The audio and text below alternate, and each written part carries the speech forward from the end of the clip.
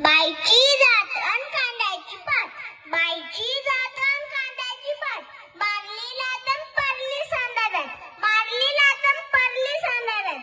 बाईला अक्कल नसते असे इथल्या व्यवस्थेने सांगितले आणि याच व्यवस्थेला लाथ मारून हे शिक्षण मी घेतले.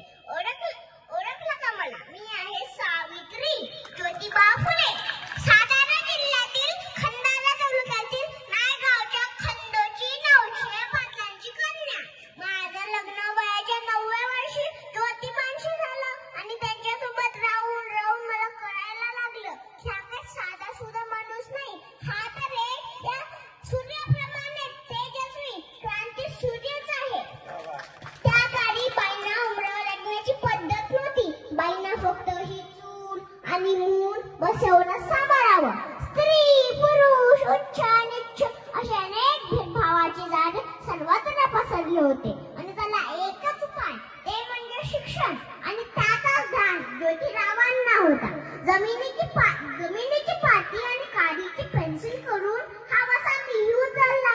जमिनीची पाटी आणि काडीची पेन्सिल करून हा वसा मिही उचलला आणि अनेक अडचणीवर मात करून तो पूर्णत्वासही नेला आणि पहिल्या शिक्षकेचा मानही मिळवला. विधवा काशीबाईच्या मुलाला मी दत्तक घेतले आणि त्याला वाढवलं, मोठं केलं, डॉक्टरही बनवलं.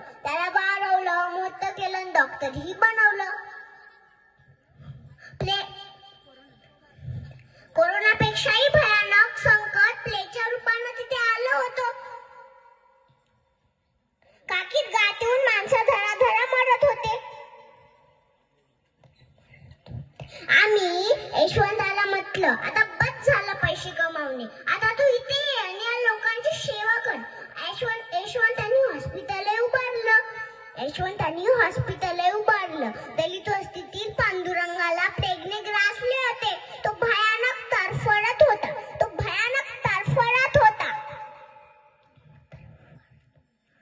दगडातील पांडुरंगाला आरती करून जाग करण्याची प्रयत्न करणारी माणसे मरणाच्या दारात उभ्या असलेल्या पांडुरंगाला वाचवायला पुढे सरसावत नव्हती. आम्ही उठलो व 11 वर्षाच्या पांडुरंगाला वाकरीत गुदारून आमच्या खांद्यावर घेतलं आणि त्याला हॉस्पिटलमध्येही नेलं. प्लेग हा संसर्गजन्य तो कधी ना कधी आम्हालाही होणारच होता, पण आम्ही जगलो या समाजासाठीच ना. मरण पत्करावं लागलं तर मरणार.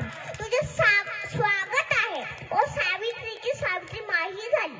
सावित्री माई झाली. बघता बघता आमच्या 18 शाळा झाल्या. केशवपण सती प्रथा यावर आम्ही मात केली.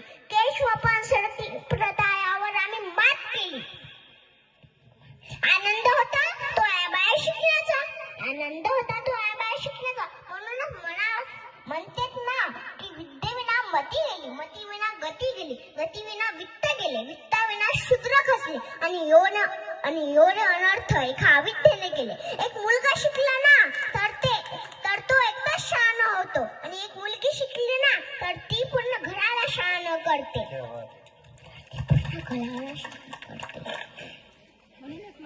म्हणूनच म्हणतात ना की जिच्या हाती पारण्याची दोरी ते जगाला उधारी. जय भीम.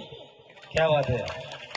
या प्रेक्षक कटकेला आमचे संजीवभाऊ कोकरे यांच्याकडून 100 रुपये